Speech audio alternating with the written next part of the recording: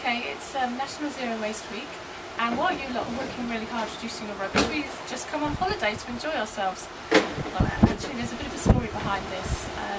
We've come to Trebarwith Strand, which is about 5 miles away from Boscastle, and in 2004 we were on holiday in Boscastle during flooding.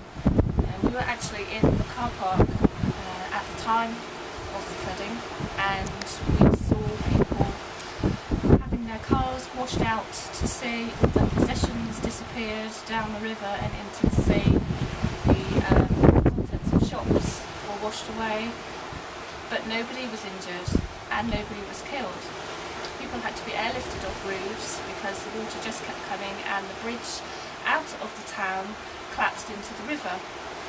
So it was quite, I was going to use the word exciting. It wasn't exciting, it was quite a scary time actually, because we were directly involved with it all, and that was one of the first things that made us think maybe climate change really is happening. We put these things down to freak weather accidents and things like that, but our feeling was that something different was happening.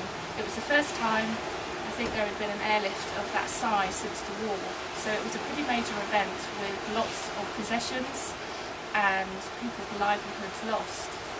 And when we came back from Boscastle, we were quite touched by the whole event, as you might imagine, and we set up our local free cycle group, which is now split down into 6 or 7 smaller groups and has many thousands of members. And then 2 years ago, when Mr. Green read a story about plastic bags and the turtles and the marine life, that's what prompted us to start our Zero Waste website that you can visit.